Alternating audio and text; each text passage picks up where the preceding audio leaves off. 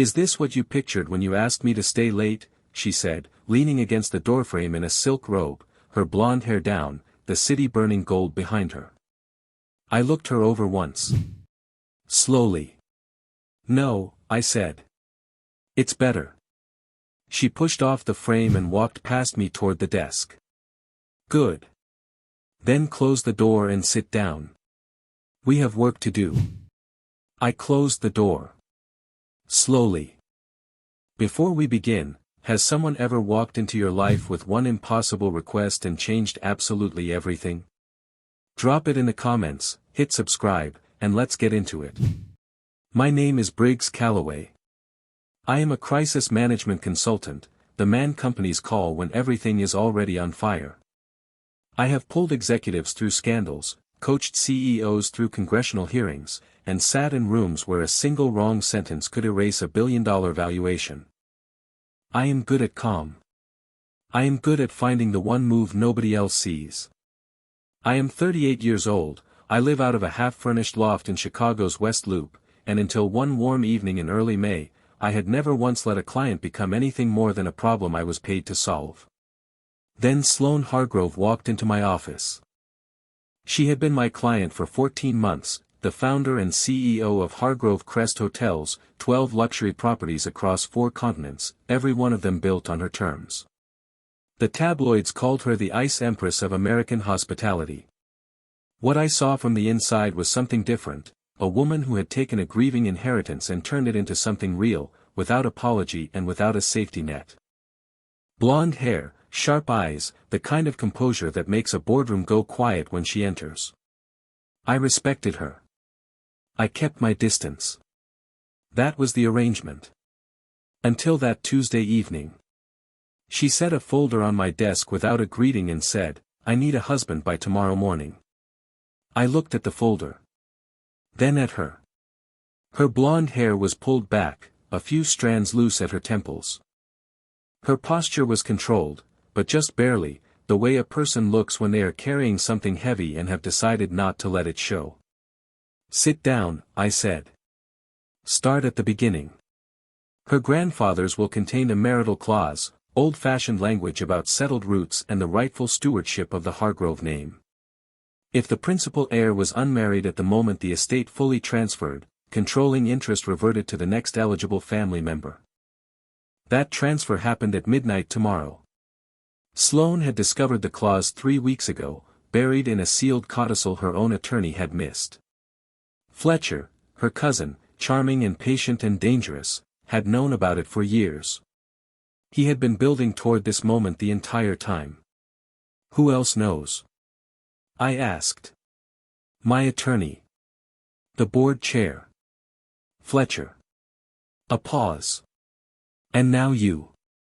You could find someone quickly," I said. "A friend. Someone you trust." "I am asking someone I trust," she said. The room didn't change. The windows were cracked open to the warm May air, and the city hummed below like it always did. But something in that sentence landed differently than anything she had said to me in 14 months. I told her the risks. She named them back before I finished. Fletcher would claim fraud. The press would follow. My name would become part of the story, permanently. "I know," she said. "I am asking anyway." "Why me?" I said. "Honest answer." She was quiet for a moment.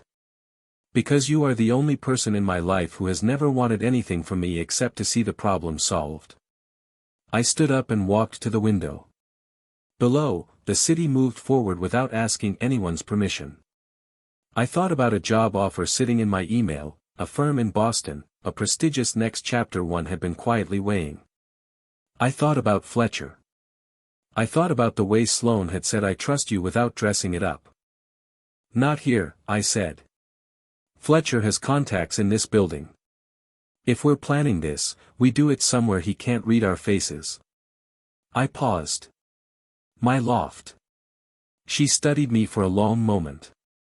Then she nodded, once, clean, the way she signed term sheets.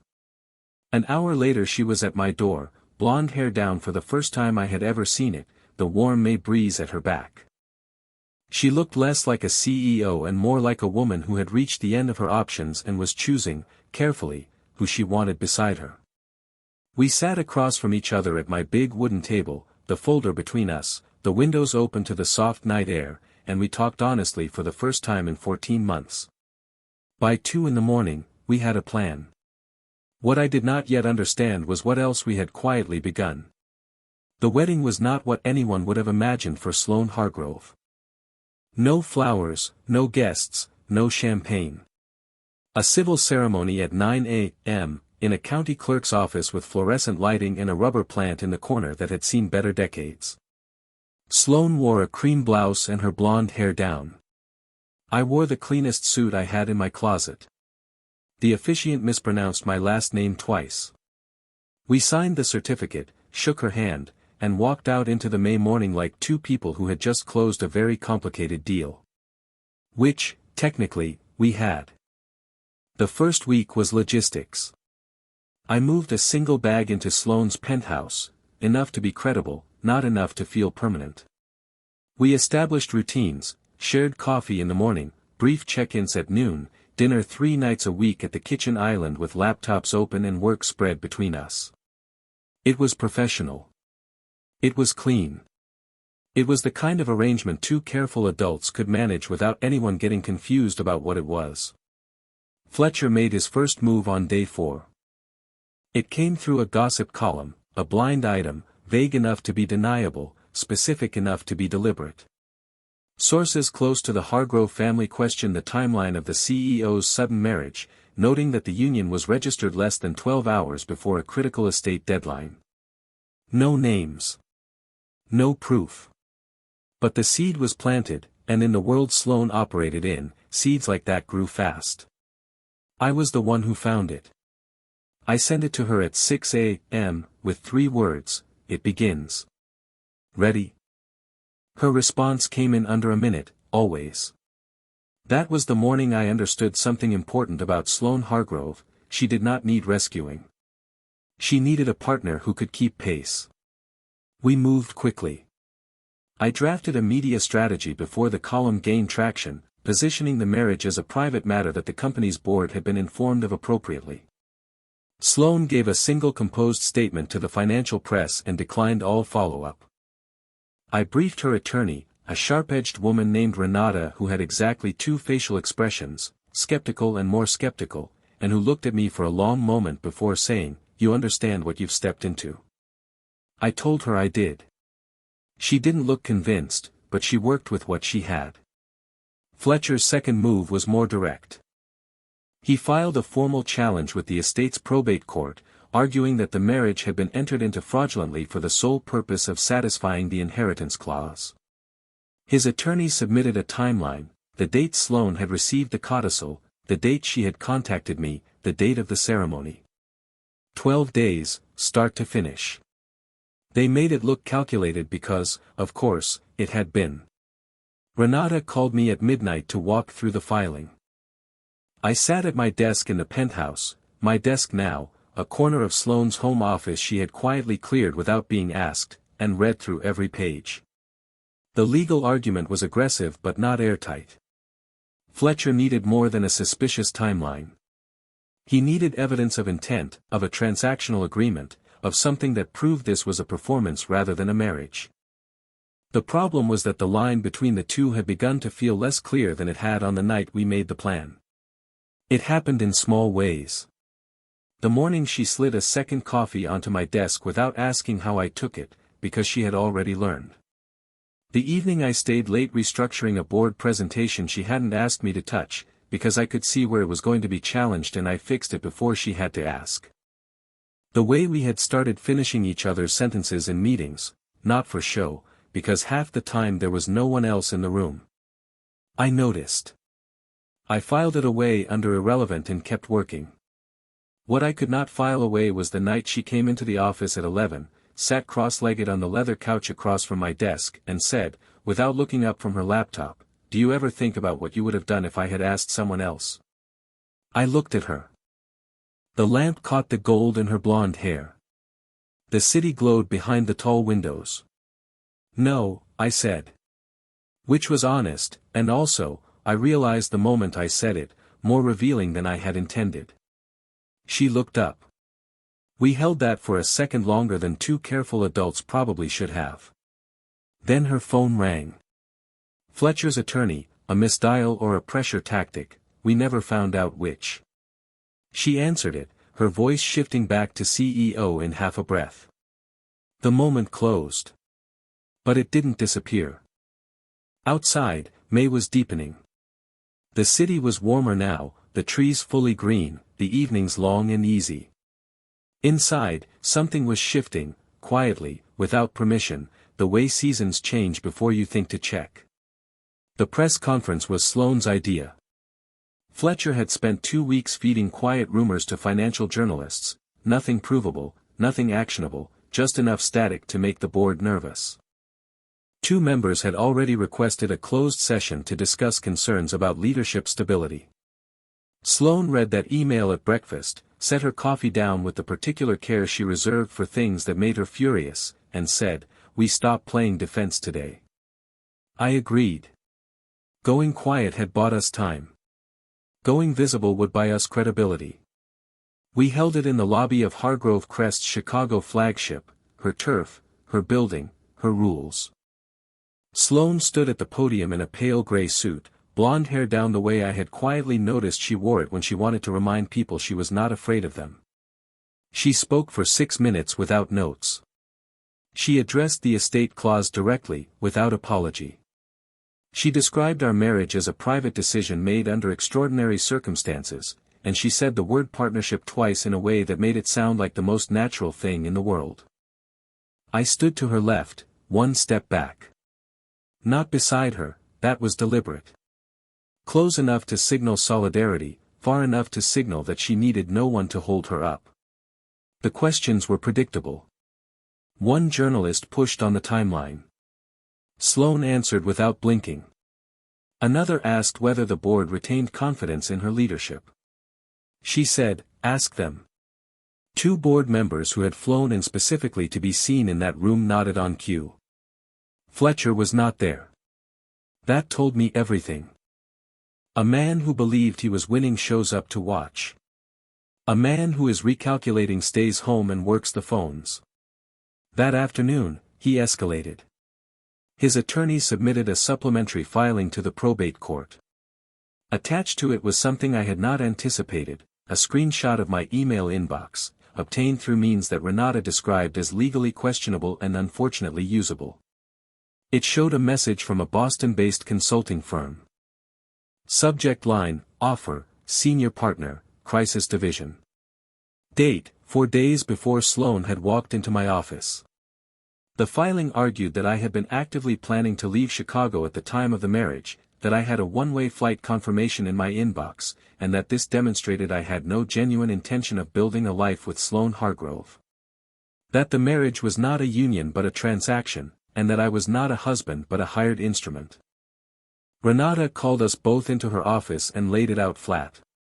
"It is not enough to win the fraud case on its own," she said. "But it is enough to make the board wobble. And a wobbling board is all Fletcher needs to call for a confidence vote." Sloane sat very still. I watched her face and saw the thing she was working hard not to show, not fear, but the specific pain of having her trust used as evidence against her. She had told me once that she'd built her entire career on reading people correctly. Fletcher was now standing in front of a courtroom arguing that her most important read had been wrong. I drove back to the penthouse alone that evening. She had stayed with Renata to review filings. I sat at my desk in the quiet office and opened my email and looked at the Boston message for a long time. It was real. The offer was real. The flight confirmation was real. I had booked it provisionally the morning before Sloane's visit, during the 2 hours when I had been seriously considering saying yes. I had not cancelled it. I had not thought about it since. That omission now had a shape and a weight I could not ignore. I thought about what it would mean to Sloane when she read the full filing. Not the legal implications, she could handle those. I meant the other thing. The quiet, personal thing. That the man she had chosen, the one person she said had never wanted anything from her, had been halfway out the door the night she walked in. She came home at midnight. I was still at the desk. She set her bag down and looked at me and said, "Is it true?" No performance in the question. No strategy. Just her eyes on mine in the lamplit room, asking for the one thing she had always asked of me. Yes, I said. The offer was real. The flight was real. I hadn't decided, but it was there. She was quiet for a long time. The city moved behind the windows. The silence between us had a different texture than it used to. "You should have told me," she said finally. "I know," I said. She didn't say anything else that night. She went to her room and closed the door, not hard, not with anger, just with the soft finality of someone who needs to be alone with something true. I sat in the dark office for another hour, the city glowing outside, and thought about doors, the one to Boston I hadn't closed, and the one down the hall that had just quietly shut. She did not freeze me out. That was not Sloane's way. The next morning she was at the kitchen island at 7, coffee made, laptop open, a stack of Renata's amended filings beside her. She looked up when I walked in, held my gaze for exactly one honest second, and said, "We have a board meeting in 4 days. Sit down." So we worked. Side by side, the way we always had, except that something had shifted in the texture of the silence between us. Not cold, just careful. Like two people moving through a room where something fragile had been placed on the floor and neither of them wanted to be the one to break it. I respected it. I didn't push. I showed up every morning and did the work and told myself that was enough. Fletcher, meanwhile, had found his rhythm. The supplementary filing had done exactly what he intended, not win the legal argument outright, but introduce enough doubt to give nervous board members permission to act on instincts they had been quietly carrying for months. I started picking up signals through back channels, a lunch between two board members and Fletcher's attorney that nobody mentioned to Sloane's office. A request for a private briefing on succession protocol submitted by the board chair's assistant.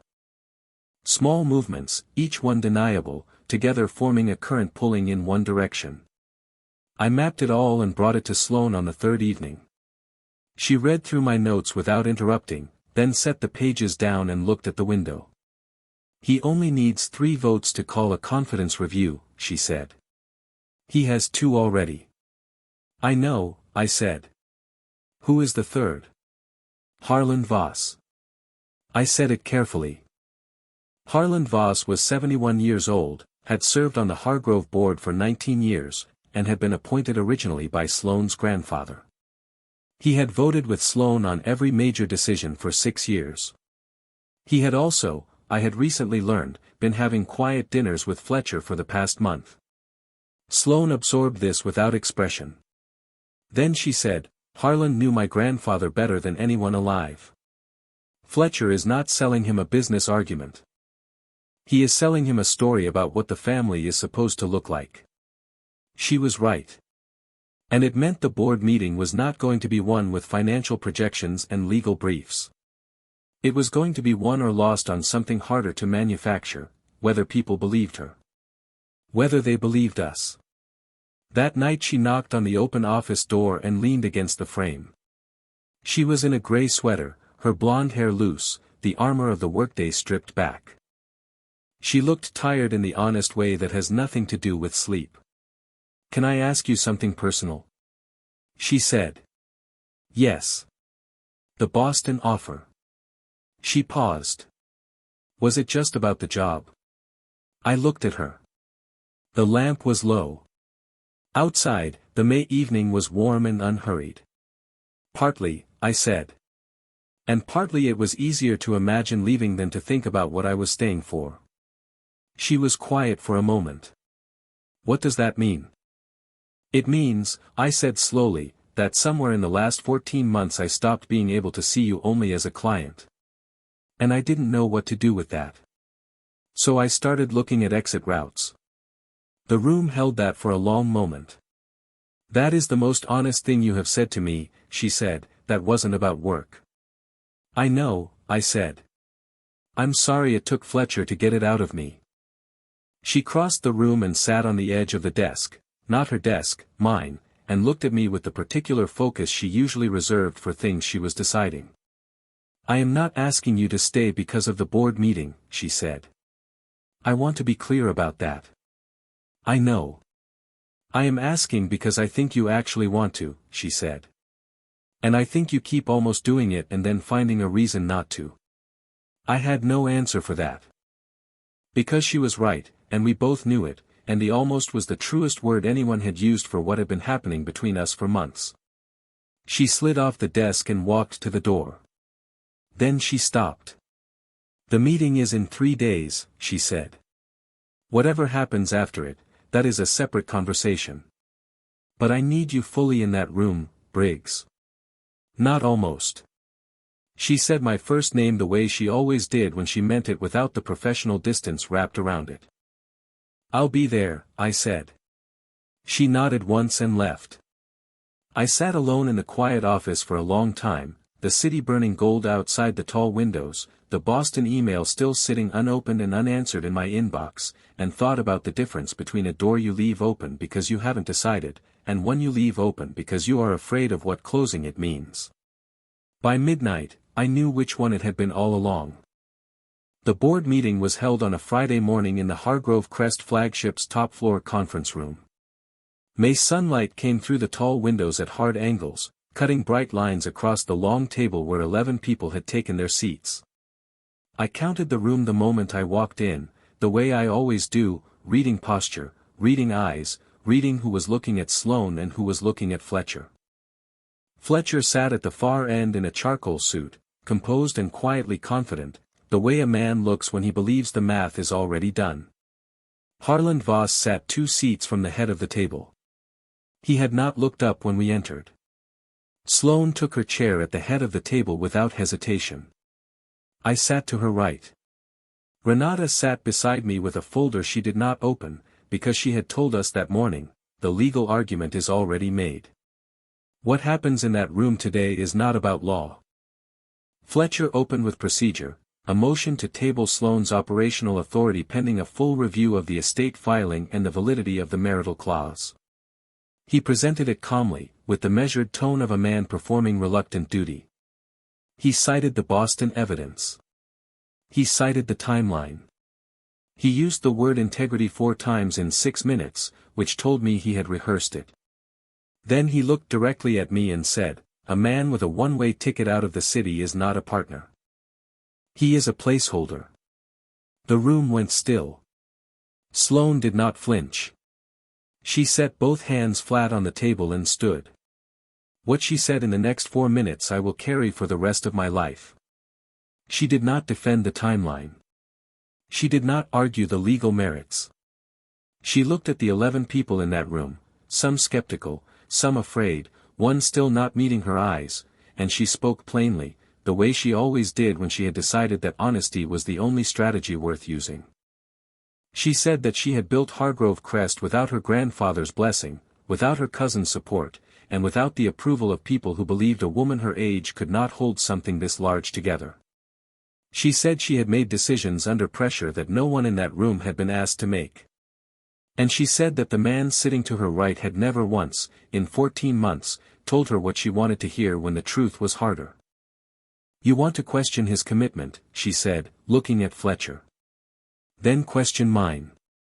Because I chose him. Not out of desperation, out of judgment. The same judgment I have used to run this company for 6 years."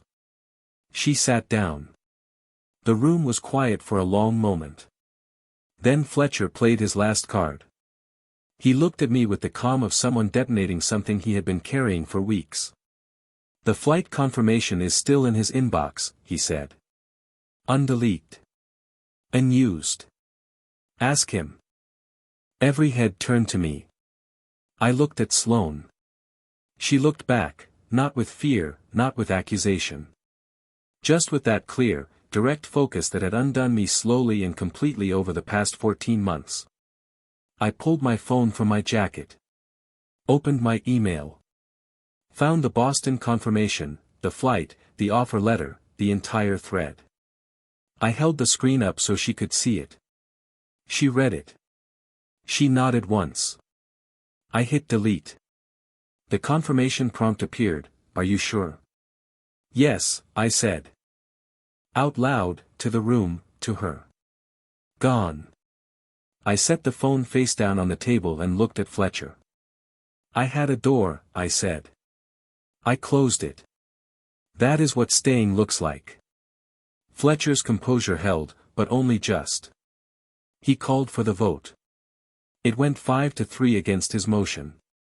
Harlan Voss, who had not looked up for the first 30 minutes of the meeting, voted with Sloane. Afterward, as the room emptied, he stopped beside her chair and said, quietly enough that only we could hear, "Your grandfather would have liked him." Then he left without another word. Fletcher gathered his papers and walked out without speaking. I watched him go and felt nothing dramatic, just the particular quiet that follows a long, exhausting thing finally ending. Renato leaned across the table. He keeps his shares. But the motion failed, his committee seats are gone, and the clause is satisfied. She stays in her chair. She looked at me. You realize you just ended your consulting career in this city. I was tired of consulting, I said.